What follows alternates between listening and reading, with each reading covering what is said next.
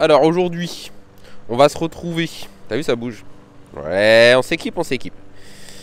Donc aujourd'hui, on va se retrouver sous un soleil de plomb, sous une météo généreuse, mais froide, et sous... T'as vu? Et regarde-moi un peu ce matos de ouf. Y'a un micro avec la moumoute. Retrouver ici avec la Golf 5. Donc ouais, tu verras, hein, c'est un peu fouillis les comment ça s'appelle, les vidéos, tu vois, il y a plusieurs projets en cours, mais j'essaie de toujours arriver à terme. Donc là, je t'explique le plan. On n'a pas reçu la Sural, ça fait 3 semaines qu'on l'a commandé. Bon, je te cache pas qu'on l'a commandé chez les Chinois, de toute façon c'est du YouTube, tu vois. Et je voulais pas souder ou quoi que ce soit, et tatati et tatata. J'espère que le micro va faire son taf avec la moumoute, parce qu'il y a du vent. Et donc si tu veux, je voulais pas.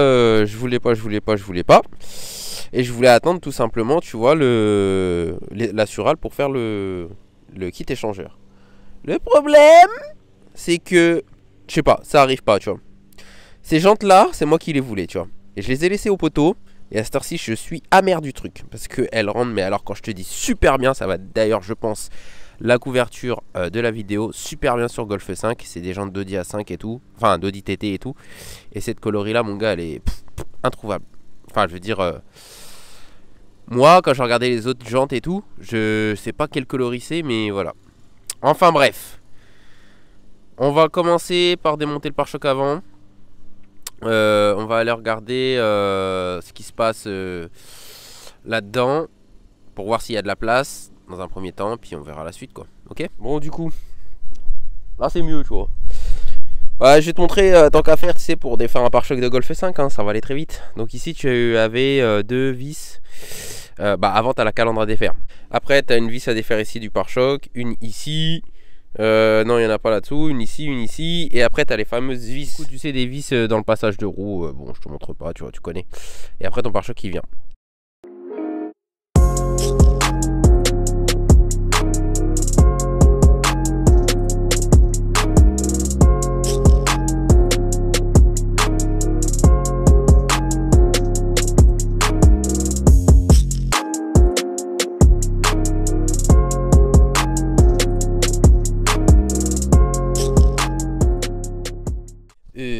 Comment te dire? Donc en fait déjà pour le pare-choc, tu vois, tu as des vis aussi en dessous à défaire. Et tu as une vis, t'as vu, préparation gitan, hein. Voilà. Ouais, je sais bien que toi tu t'en fous de la plaque, tu vois, mais on sait jamais s'il y a des petits bâtards qui... Voilà quoi, tu vois. Et en gros tu as une vis ici, tu sais, là au-dessus. Enfin bref. Alors, quand je vois tout ça, je t'avoue que je suis légèrement inquiet. Je sais pas si tu te rappelles la taille du bazar.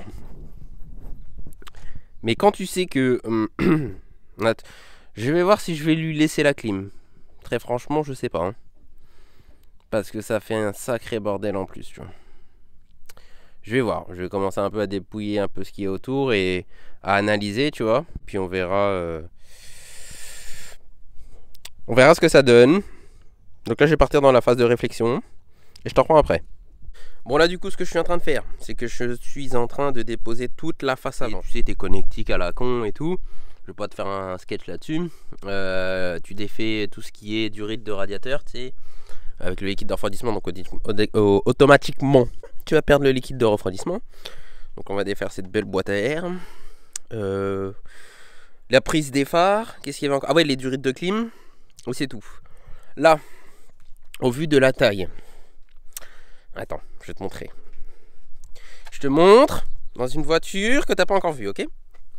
Voilà, au vu de la taille... Hop, pas trop.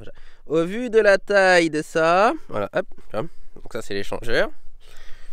Qu'on doit mettre là-dedans, on a pris une décision. Vu que de toute façon, la clim, il l'utilise pas. Tu vois.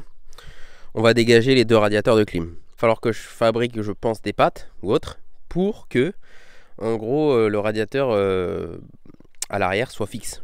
Je ne vais pas percer l'échangeur ou faire un trou là-dessus. Ou il va falloir que je fasse une patte, en déporter. Je ne sais pas comment je vais faire, mais il va falloir que je me démerde en gros, tu vois. Donc là, en gros, pour te dire, oui, c'est possible de prendre un max speeding et sans doute de garder la clim en le faisant passer à l'avant. Tu vois ce que je veux te dire? Mais sur ces modèles-là, à la limite, peut-être, hein. Ce qui aurait été peut-être mieux, à la limite, c'est de mettre juste un fin. Tu vois là, cette taille-là? Tu vois en gros, Et ben pour moi, je pense qu'un 1756 avec cette taille-là, mais vachement épais, parce que t'as vu là, t'as la marge. Hein. Vachement épais, ça comme. Et ben c'est mieux que ce que là, Max Speeding nous a donné, tu vois. Parce que je pense... Je vais voir. Là, je suis qu'au début de la vidéo, tu vois.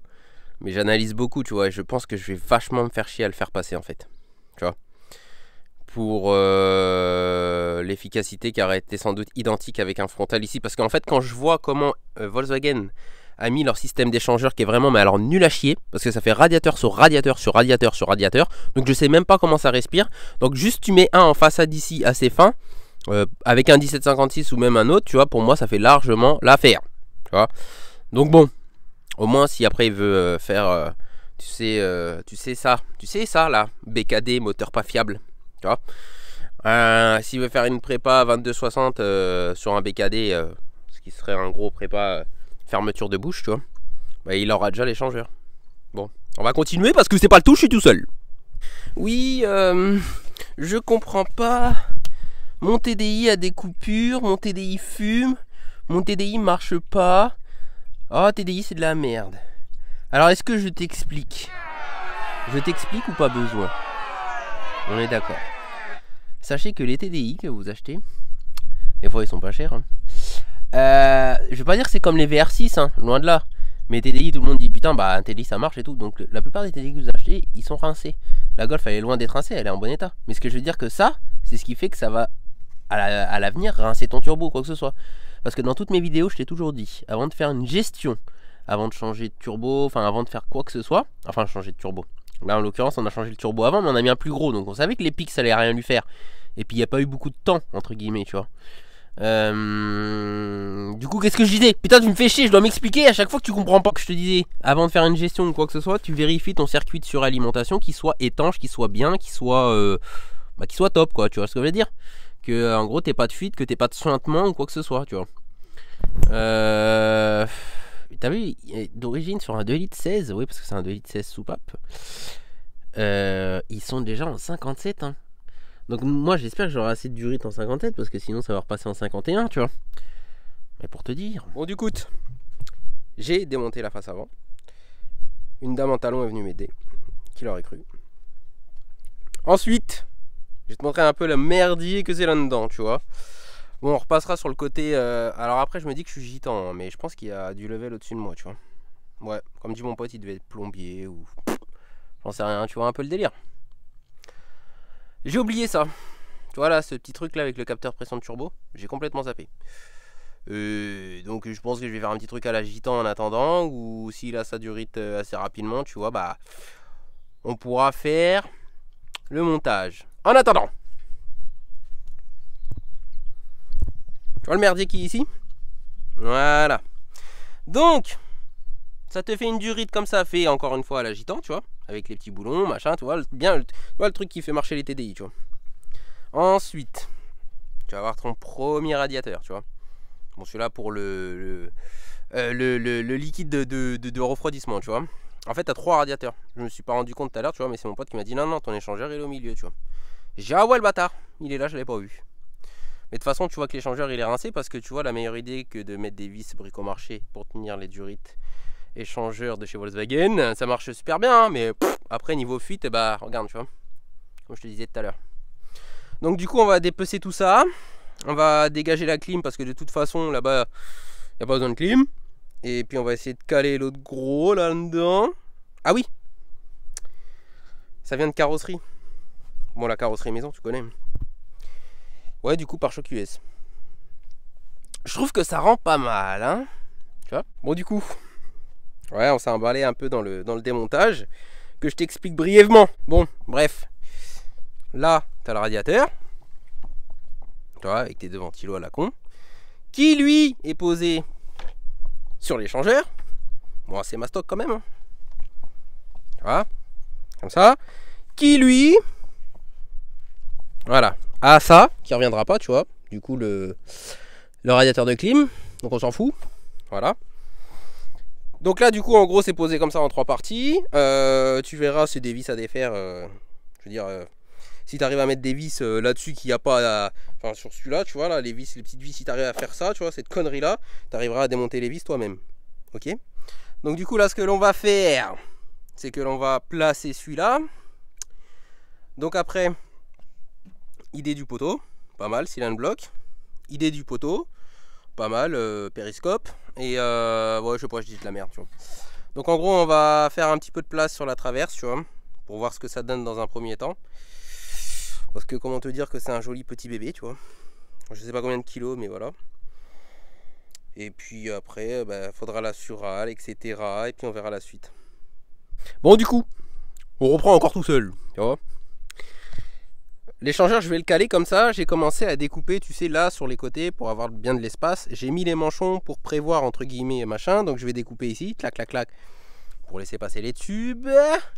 Ici, tu vois, je vais faire un trou. Bah, on aurait pu faire un trou pour que le cylindre bloc, si tu veux, tu sais, passe à travers, etc., etc.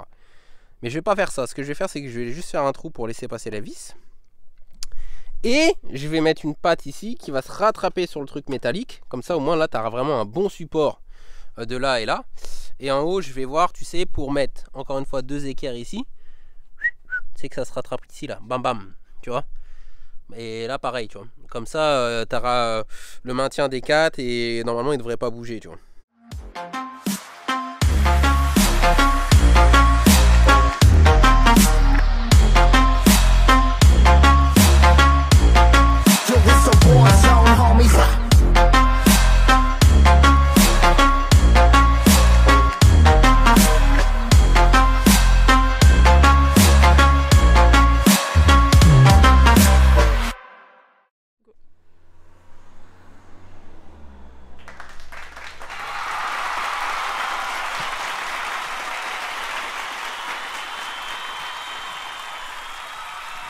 Nickel ça.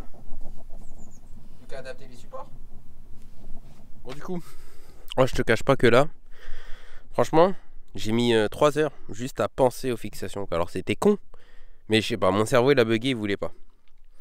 Donc ouais, elle m'a cassé vraiment la tête, cette voiture. Mais en gros, tu vois, ça donne ça. La précision est là, parce que là, tu vois, c'est 1 mm, ça passe pas. Enfin, je veux dire, il n'y a pas de... ça touche pas. Et puis en gros, après, tu vois, en dessous, c'est juste des vis comme ça. C'est plutôt pas mal. Et donc là, il va falloir juste que je fasse les espèces d'équerres et tout ça. Pour le radiateur de liquide refroidissement, sachant que la clim, le radiateur, je l'en mets pas, on la saute. Parce que ouais, on est comme ça, nous. Bon, ouais, tu sens dans ma voix là que c'est le soir, que c'est la fin, que c'est ça, tu vois, que ça m'énerve. Bon, du coup, lui, je l'ai fixé. Je pense que je vais rajouter deux petits trucs fins ici, plaque, histoire de dire qu'il y a un support aussi en bas. Mais vu les supports que je t'ai mis en haut, mon gars, avant que ça bouge, on a le temps, ok? Bon, je te montre. Garde-moi ça! Garde-moi ces putains de guerres! Ah, si ça, c'est pas énorme. On est d'accord. Là, j'ai fait la même chose. Tu vois? Paf! Ça se reprend ici. Et ça se reprend là. J'ai dû démonter le phare, chose que je vais remettre après. Première conclusion de ça. Est-ce que je recommande l'échangeur Max Speeding avant même de l'avoir testé? Sur une Golf 5, non. C'est-à-dire que sur une Golf 5, pour moi, tu vois, bon. Comment te dire? Si là tu recherches comme la prépa qu'on a fait sur l'Ami, tu vois, avec un petit turbo et trucs comme ça, enfin je dis petit, c'est un turbo hybride assez balèze, tu vois, c'est un 1756. Il est petit sans être petit, tu vois. Mais pour se donner autant de mal, investis plus 400-500 euros, c'est du Bolton, enfin tu sais, du plug and play. Tu le mets, ça bouge pas, parce qu'il y en a sur internet pour ce prix-là, tu vois. Et tu te casses pas la tête. Maintenant, si c'est pour un truc genre avec un 2260, tu vois, un truc vraiment assez énervé et tout, bon, ça vaut le coup de se casser le cul un peu comme ça, tu vois. Mais si c'est pour, par exemple, juste faire un petit, comment dirais-je, une petite modification turbo, mettre un petit turbo hybride, un 1752, ou là, comme là, tu sais, un 1756, pour moi, non, c'est pas la peine d'aller se casser le cul à faire ce que je viens de faire, tu vois. Autant prendre des trucs qui sont un peu, on va dire, type original, après, enfin origine, tu vois. Après, comme ça, même tu peux faire des adapteurs sur les durites, les échangeurs, enfin les durites de Sural d'origine. Tu sais, t'as des adaptateurs qui se vendent. Et au moins, comme ça, au moins, t'as un échangeur fiable. Tu peux mettre de la pression, voilà, tu vois. Sachant qu'en plus de ça, celui-là, vu comment il est balèze, j'espère que ça va pas faire trop de lag. Tu vois le truc ou pas? Donc, du coup, là, pour le coup, on n'a pas encore parlé de qualité. Mais vu comment je me casse le cul, tu vois, je me suis moins fait chier, je trouve, sur mon Golf 3, sur ma Golf 3, pardon, tu vois. Parce qu'on dit une Golf, on dit pas un Golf. Parce que un Golf, c'est un terrain de golf. Enfin bref. Et du coup, je me suis plus cassé le cul, enfin moins cassé le cul sur ma Golf 3. Bon, après, en même temps, il est petit et même avec la clim et tout, j'ai un peu galéré, mais c'est passé, tu vois. Que là-dessus. Là-dessus, j'ai vraiment, tu sais, poussé le vis, etc., etc., tu vois. Donc bah écoute, je pense que là je vais arrêter la vidéo, c'est-à-dire que toi tu auras cette première partie pour pas trop te faire attendre, parce que du coup tu vois les vidéos elles ont mis un peu de temps à sortir. Bah ouais, on attendait en fait le kit Sural qu'on a toujours pas eu, tu vois. Si t'as été sur mon Instagram, t'as pu voir au jour le jour les vidéos comme ça, c'est-à-dire que sur mon Insta, tu vois, le jour où j'étais en train de faire cette modification, bah, je l'ai sorti sur mon Insta en temps réel, tu vois ce que je veux dire, et je montrais des petites parties de ce que je faisais. Donc ça, et puis bah ça te fera une partie, tu sais, pour pas te faire de vidéo. Et comme je t'ai dit, tu sais, dans la vidéo de présentation, l'Audi A4, pour l'instant l'Audi A4, le max speeding il bouge pas, le turbo. Comme je t'ai dit, il prend genre 2 barres de pression, tu vois, donc pour un max speeding c'est énorme, et ça bouge pas. Donc pour moi, bon, on verra bien, je vais voir si dans les semaines j'aurai le temps de régler son problème, parce que oui c'est pareil, j'ai d'autres trucs à faire, tu vois. Et puis si franchement je vois que je me casse la tête et que je trouve pas le problème de surpression, ouais, franchement ça restera comme ça, tu vois. Au pire des cas, je mettrai un capteur 4 bars et on fera péter le turbo et on en mettra un autre. On verra bien, tu vois. Bon, allez, fin de la première partie.